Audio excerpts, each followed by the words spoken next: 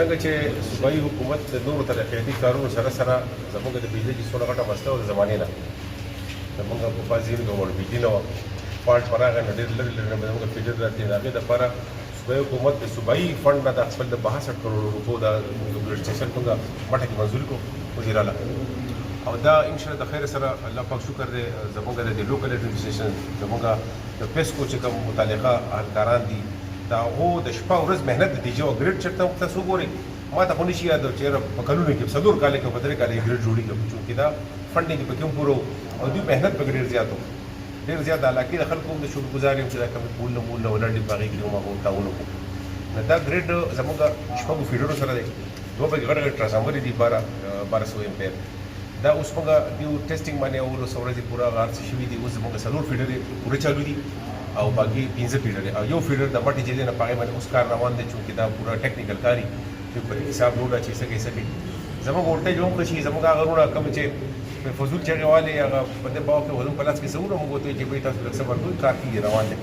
نو هغه هم خلک مسله حل شوه ولټیج لو ولټیج مسله هم حل شوه بلکې اوس زموږ ټرانسفارمر عادت نه دی ډېر ولټیج زما په خیال نه اوس خفه کېږي مدونه بوج باچوي د هغې هم داسې یو ټینشن جوړ کړی چې ډېر ټرانسفارمرو باندې په حساب لوډ اچوي نو انشاءالله د علاقې د ترقۍ کې د دې یو غټ لاس پرې دی بجلي ځکه بجلي نه بغیر څه کېږي نه دا زما په خیال دونه کمبغت سړی دی هوښیار سړی دی دا د صوبایي فنډ جوړ شوی دی او هغه د بجلي وزیر دی نه زموږ د هغې سره داسې څه مسله نشته خو دا خو دې خو افتتاح خو اورېډي شوې ده دې خو وزیراله افتتاح کړې ده موږ خو نن رالو چې یاره په دې د فیډر موږ وګورو افتتاح وکړو ځان پوه کړو نو هغه وجه ده داسې څه وجه نه وه چې یاره خبره ماته نه ده معلومه دا ښکلي خان د دې خو موږ د انجینر ممکا صاحب تپوس کوو هغه بالکل زموږ سره تعلق نه ساتي زموږ دا کار اوس دا بجلي نه جوړوي دا بجلي ریګولیټ کوي ګریډ نو اوس هغه چې دی هغه ټولو غټه مسله ده هغه د ټول ملک مسله دی یوه د مټې مسله ده نو هغه په ټول ملک کې بجلي غیبه شوې ده نو پته نه لګي چې موږ خو په شاپرو کې نه ده وړې خو چې د نورو څه کړه اوس هغه د هغو نه تپوس کول دي موږ یې په تکلیف کړي تقریبا حل شوې هغه څه داسې اوس مختلف څه چې جو نو پای کې څه داسې خاص مسلې پاتې نه دي د بجلي سامان هم زموږ شروع شوی دی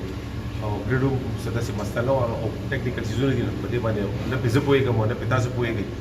د افواګانو فیکټریانې به بندې کړو زموږ د کار سره مطلب دی او کار شو د هغوی رکاوټ و یاره دغه څه نشم ویلی ما د صحیح اندازه نشته